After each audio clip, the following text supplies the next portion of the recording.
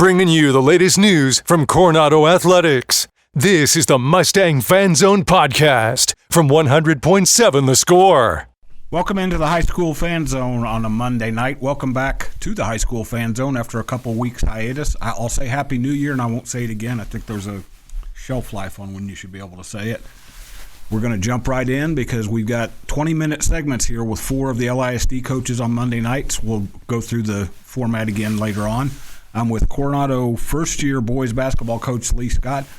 Appreciate you coming in. It was good to finally see your guys play. It's good to have you come in and get to talk about them a little bit. Well, I appreciate it. It's always good to come and let the guys be recognized. So being able to talk to them about them is going to be really fun, and so I'm excited about it. Well, and the timing's right because you guys turned a little bit of a corner here the last couple of weeks, right before the Christmas break and then coming after it. You guys have won 4 of 6, something like that? Yeah, we were 4 of 6 until Friday, so 4 of 7. Okay.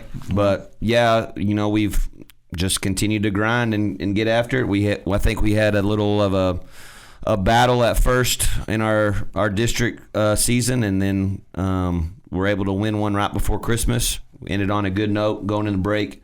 And then we're able to win 2 out of 4 in the Cap Rock tournament, and the 2 that we lost were 6-point games. So we were close, had a chance to tie it, both of those games, and then we had the foul, and then were able to win the very next game out of the Cap Rock tournament. So looked pretty good. We did have a setback on Friday, but we're going to bounce back hopefully tomorrow. Went up to Tascosa last weekend.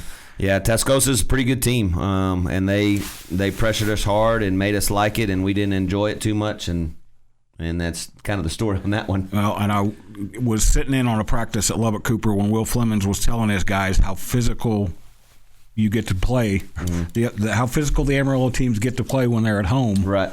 And you've coached in different areas. Officiating is just a little bit different in different places. Your guys have to – you don't want to overcook that with them.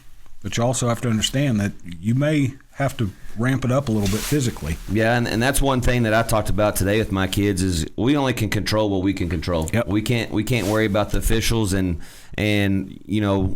wherever you go, each officiating chapter is going to be different. Some let you do this, some let you do that, some don't. You just have to control what you can control, and I think we let that affect us a little bit in that game.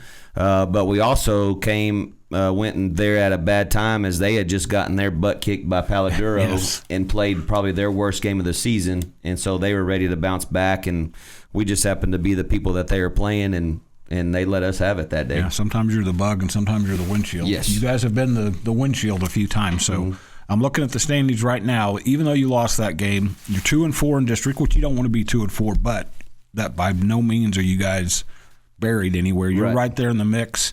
Got Paladuro and Amarillo High. They're 6-0. I think everybody would kind of acknowledge those are the 2 teams that are setting the pace in your district.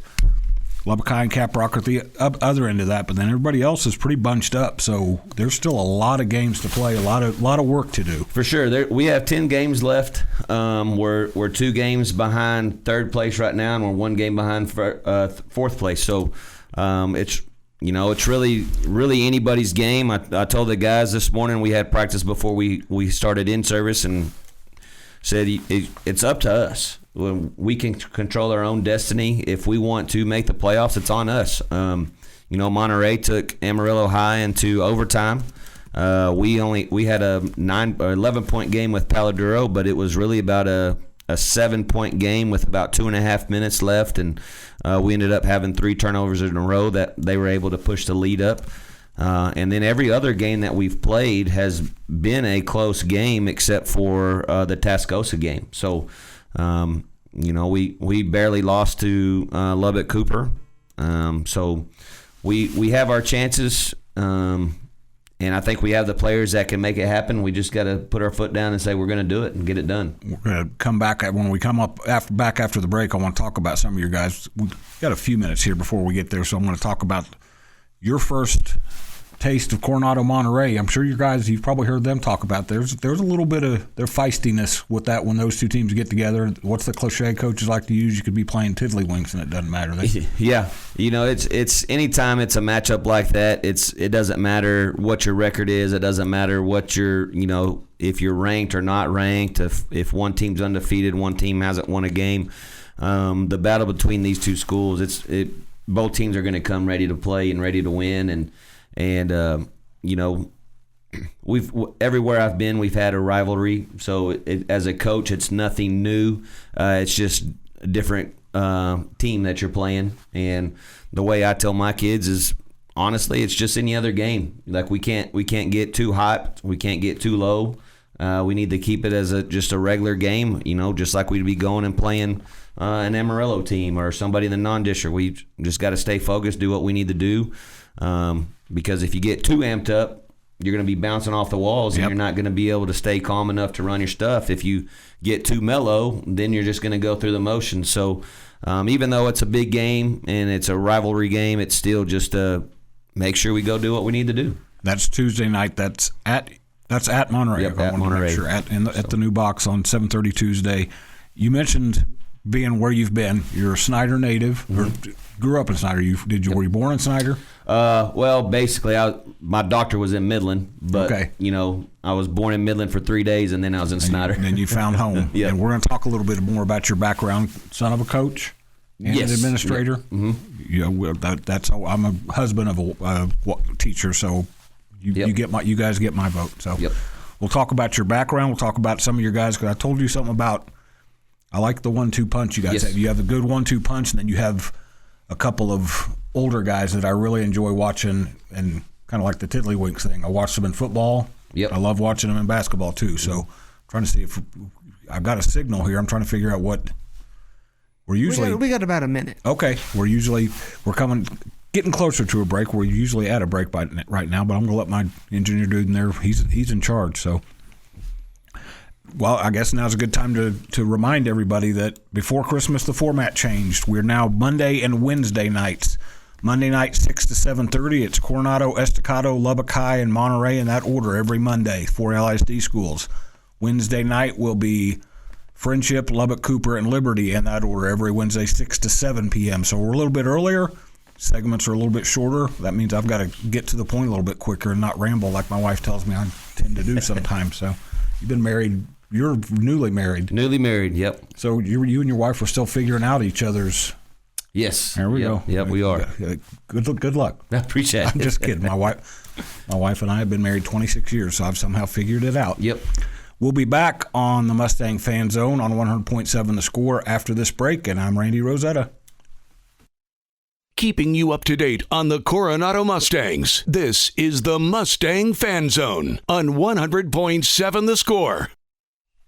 Welcome back to the Mustang Fan Zone on 100.7 The Score. I'm Randy Rosetta. I've got Lee Scott, the Coronado boys basketball coach, with me on a Monday night. We're going to talk a little bit more about your background in a minute, but I mentioned your two dudes, and you guys, to me, just when I've watched you, I didn't watch you before the Cap Rock, but you guys it looks like you've congealed a little bit as a team. I'll let you kind of talk about it, but I mentioned to you the other day, you just saw Tony Wagner walk in. He's got a pretty good three-headed monster leading his team.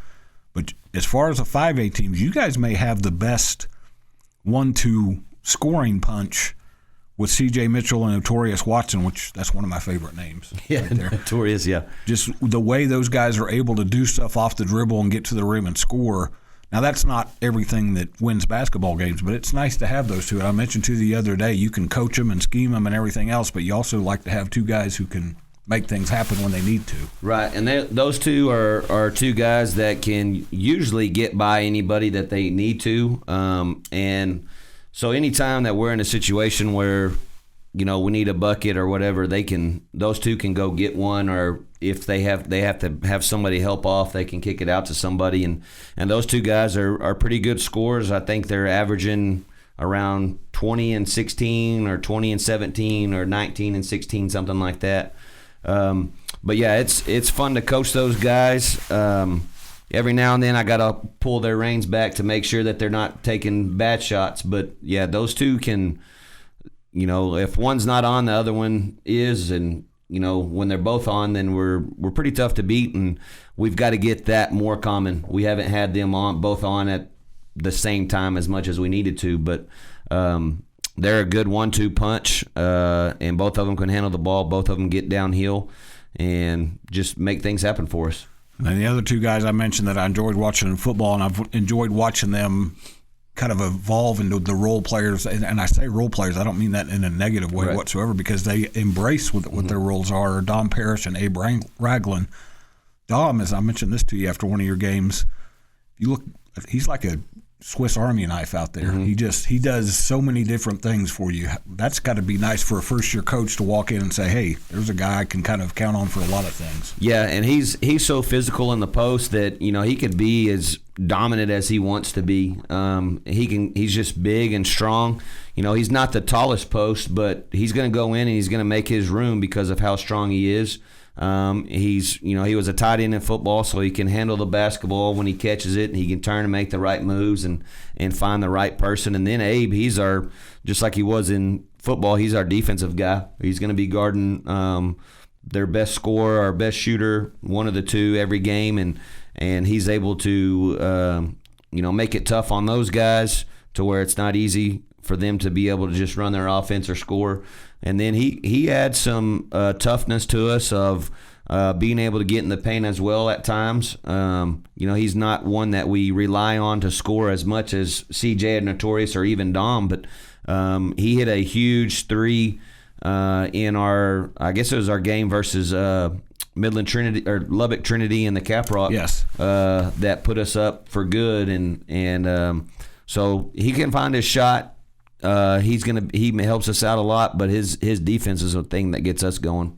And the thing about those two is they always seem to be around the ball when something's happening in big situations. Yep. I don't know how to say that more eloquently, but if something happens, if there's a loose ball, if there's something that needs to be done for you guys, one of those two seems to be in the middle of it. Yeah. So that game, the last game of the Caprock, Abe hits that three to put us up for good, and then Dom ends up getting the block to where they can't. Against a very good player. Yes. Luke I. Anderson from Trinity Christian, who was like your two guys, one of the best one-on-one guys in the city, and Dom just held his ground and didn't foul. Yeah, and did what we needed him to do, and that's what we've been preaching of staying down, getting your hands up, not trying to swing and block shots, and it worked out for us, and that was something we built off of to get the next win too. But yeah, those two guys, when big things happen or when there's something needed, they kind of just gravitate to it. I don't know if they make themselves or if it just comes to them.